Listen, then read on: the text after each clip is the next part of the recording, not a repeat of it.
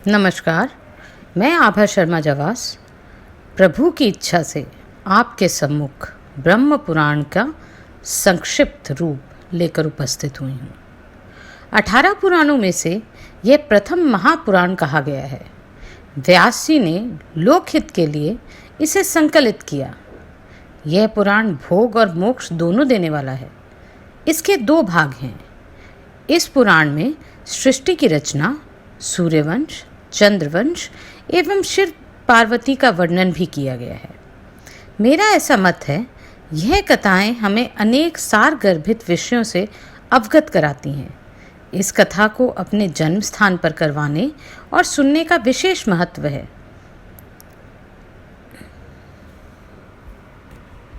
नमस्कार, मैं आभा शर्मा जवास प्रभु की इच्छा से आपके सम्मुख संक्षिप्त ब्रह्म पुराण लेकर उपस्थित हुई हूँ।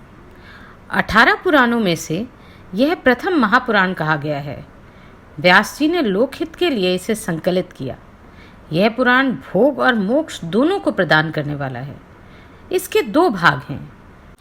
इस पुराण में सृष्टि की संरचना, सूर्यवंश, चंद्रवंश, शिव पार्वती का वर्णन भी है।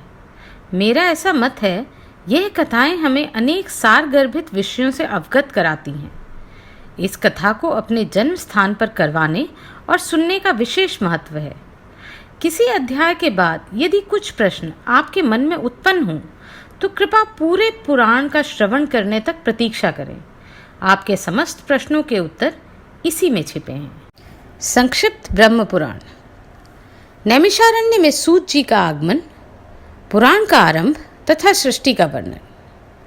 इस अध्याय में हम इन सभी विषयों पे चर्चा करेंगे। पूर्व काल की बात है। परम पुण्यमय पवित्र नैमिषारण्य क्षेत्र बड़ा मनोहर जान पड़ता था। वहां बहुत से मुनि एकत्रित हुए थे। भांति भांति के पुष्प इस स्थान की शोभा बढ़ा रहे थे। पीपल, परिजात, चंदन, अगर, गुलाब तथा चंपा आदि अन्य बहुत से वृक्ष उसकी शोभा वृद्धि में सहायक हो रहे थे। भांति भांति के पक्षी, नाना प्रकार के मृगों का झुंड, अनेक पवित्र जलाशय तथा बहुत सी बावलियां इस वन को विभूषित कर रही थी। ब्राह्मण, क्षत्रिय, वैश्य, शूद्र तथा अन्य जाति के लोग भी यहाँ उपस्थित थे। ब्रह्मचारी, गृहस्थ, वानप्रस्थ और सन्यासी सभी जुटे हुए थे। झुंड की झुंड गौएं इस वन की शोभा बढ़ा रही थी।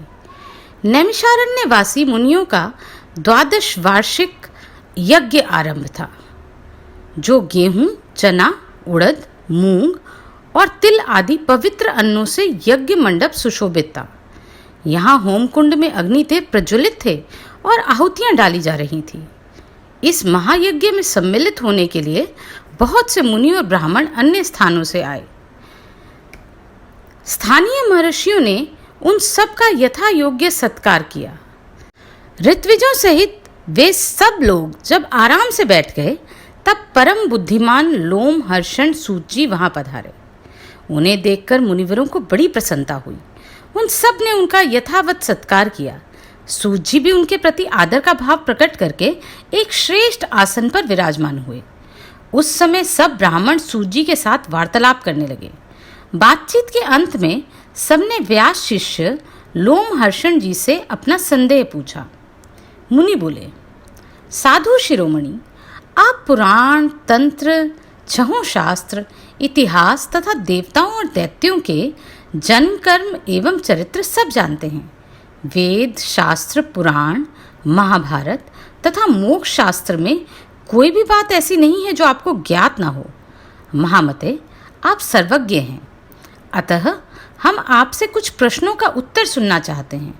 बताइए, यह समस्त जगत कैसे उत्पन्न हुआ? भविष्य में इसकी क्या दशा होगी? स्थावर जगम रूप सृष्टि से पहले कहाँ लीन था और फिर कहाँ लीन होगा? लोम हर्षण जी ने कहा, जो निर्विकार, शुद्ध, नित्य परमात्मा, सदा एक रूप और सर्वविजयी है, उन भगवान विष्णु को नमस्कार, जो ब्रह्मा, विष्णु और शिव रूप से जगत की उत्पत्ति, पालन तथा संहार करने वाले हैं तथा जो भक्तों को संसार सागर से तारने वाले हैं, उन भगवान को प्रणाम।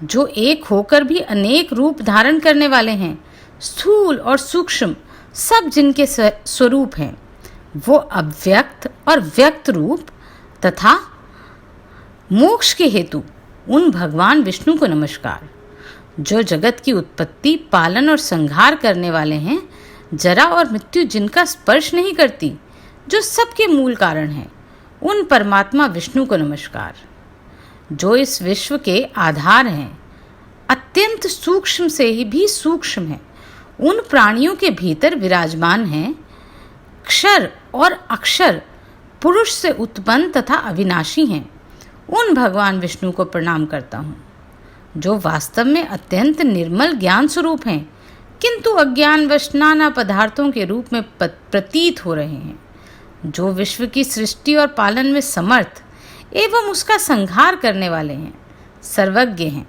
जगत के अधीश्वर हैं, जिनके जन्म और विनाश नहीं होते, जो अव्यय, आदि, अत्यंत सूक्ष्म और विश्वेश्वर हैं, उन श्री हरि को तथा ब्रह्मा आदि देवताओं को मैं प्रणाम करता हूँ।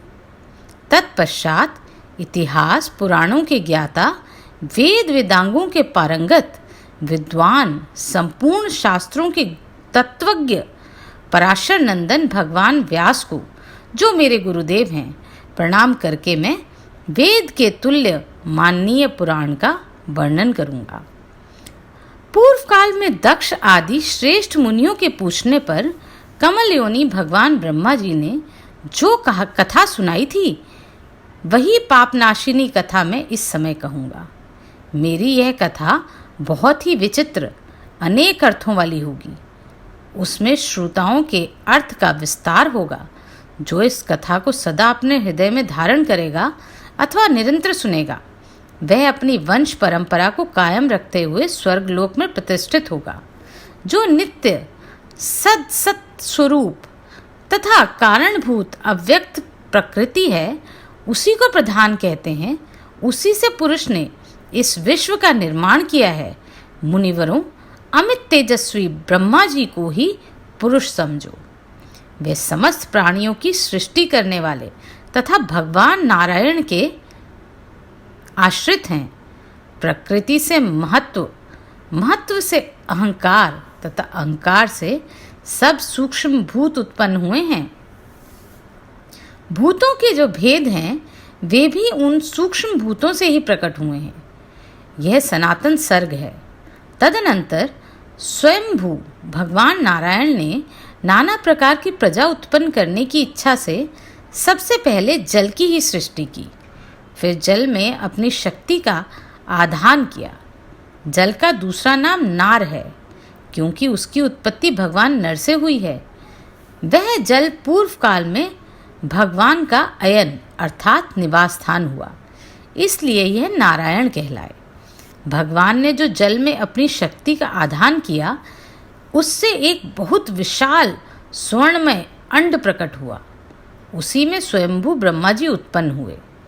ऐसा सुना जाता है, स्वर्ण के समान कांतिमान भगवान ब्रह्मा ने 1 वर्ष तक इस अंड में निवास करके उसके 2 टुकड़े कर दिए। फिर एक टुकड़े से धूलोक बनाया और दूसरे से भूलोक। उन दोनों के बीच में आकाश रखा। जल के ऊपर तैरती हुई पृथ्वी को स्थापित किया। फिर 10 दिशाएं निश्चित की। साथ ही काल, मन, वाणी, काम, क्रोध और रति की सृष्टि की। इन भावों के अनुरूप सृष्टि करने की इच्छा से ब्रह्मा जी ने 7 प्रजापतियों को अपने मन से उत्पन्न किया। उनके नाम इस प्रकार हैं: मरीचि, अत्रि, पुलस्त्य, पुलह, क्रतु तथा वशिष्ठ। पुराणों में ये 7 ब्रह्मा निश्चित किए गए हैं। तत्पश्चात ब्रह्मा जी ने अपने रोष से रुद्र को प्रकट किया। फिर पूर्वजों के भी पूर्वज संत कुमार जी को उत्पन्न किया। इन्हीं 7 महर्षियों से समस्त प्रजा तथा 11 रुद्रों का प्रादुर्भाव हुआ। उक्त 7 महर्षियों के 7 बड़े बड़े दिव्य वंश हैं। देवता भी इन्हीं के अंतर्गत हैं। उक्त 7 वंशों के लिए कर्मनिष्ठ एवं संतानवान हैं। उन वंशों को बड़े बड़े ऋषियों ने सुशोभित किया। इसके बाद ब्रह्मा जी ने विद्युत, वज्र, मेघ, रोहित, इंद्रधनुष, पक्षी तथा मेघों की सृष्टि की। फिर यज्ञों की सिद्धि के लिए उन्होंने ऋग्वेद, यजुर्वेद तथा सामवेद प्रकट किए। तदनंतर साध्य देवताओं की उत्पत्ति बताई जाती है। छोटे बड़े सभी भूत भगवान ब्रह्मा के अंगों से उत्पन्न हुए। इस प्रकार प्रजा की सृष्टि करते रहने पर भी जब प्रजा की वृद्धि नहीं हुई, तब प्रजापति अपने शरीर के 2 भाग करके आधे से पुरुष और आधे से स्त्री हो गए। पुरुष का नाम मनु हुआ, उन्हीं के नाम पर मनवंतर काल माना जाता है। स्त्री अयोनिजा शतरूपा थी, जो मनु की पत्नी रूप में प्राप्त हुई। उसने 10,000 वर्षों तक अत्यंत दुष्कर तपस्या करके परम तेजस्वी पुरुष को पति रूप में प्राप्त किया। वे ही पुरुष स्वयंभू मनु कहलाए। उनका मनवंतर काल 71 चतुर्युगी का बताया जाता है। शत्रुपा ने वैराज पुरुष के अंश से वीर, प्रियवत्र और उत्तानपाद नामक पुत्र उत्पन्न किए। वीर से काम्या नामक श्रेष्ठ कन्या उत्पन्न हुई, जो कर्दम प्रजापति की धर्मपत्नी हुई। काम्या के गर्भ से 4 पुत्र उत्पन्न हुए, सम्राट, कुशी, विराट और प्रभु। प्रजापति अत्रि ने राजा उत्तानपाद को गोद ले लिया। प्रजापति उत्तानपाद ने अपनी पत्नी सुनृता के गर्भ से ध्रुव, कीर्तिमान, आयुष्मान तथा वसु ये 4 पुत्र उत्पन्न किए। ध्रुव से उनकी पत्नी शंभु ने शिलिष्टि और भव्य इन 2 पुत्रों को जन्म दिया। शिलिष्टि के उसकी पत्नी सुछाया के गर्भ से रिपु, रिपुंज, वीर, वृकल और वृकतेजा ये 5 पुत्र उत्पन्न हुए। रिपु से बृहति ने चक्षुषु नाम की तेजस्वी पुत्र को जन्म दिया। चक्षुषु उनकी पत्नी पुष्करिणी से, जो महात्मा प्रजापति वीरण्य की कन्या थी, चाक्षुष मनु उत्पन्न हुए। चाक्षुष मनु से वैराज प्रजापति की कन्या नटबाला के गर्भ से 10 महाबली पुत्र हुए, जिनके नाम इस प्रकार हैं: कुतस, पुरु, शतद्युम्न, तपस्वी, सतवाक, कवि, अग्निष्टुत, अतिरात्र और सुद्युमन तथा अभिमन्यु। पुरु से आग्रेनी, अंग, सुमना, स्वाति, क्रतु, अंगिरा तथा मय ये 6 पुत्र उत्पन्न हुए। अंग से सुनीता ने वेन नामक एक पुत्र पैदा किया। वेन के अत्याचार से ऋषियों को बड़ा क्रोध हुआ, अतः प्रजाजनों की रक्षा के लिए उन्होंने उसके दाहिने हाथ का मंथन किया। उससे महाराज पृथु प्रकट हुए। उन्हें देखकर मुनियों ने कहा, ये महातेजस्वी नरेश प्रजा को प्रसन्न रखेंगे तथा महान यश के भागी होंगे। वेन कुमार पृथु धनुष और कवच धारण किए अग्नि के समान तेजस्वी रूप में प्रकट हुए थे। उन्होंने इस पृथ्वी का पालन किया। राजसूय यज्ञ के लिए अभिषिक्त होने वाले राजाओं में वे सर्वप्रथम थे। उनसे ही स्तुति गान में निपुण सूत और मागध प्रकट हुए। उन्होंने इस पृथ्वी से सब प्रकार के अनाज दूहे। प्रजा की जीविका चले, इसी उद्देश्य से उन्होंने देवताओं, ऋषियों, पितरों, दानवों, गंधर्वों तथा अप्सराओं आदि के साथ पृथ्वी का दोहन किया।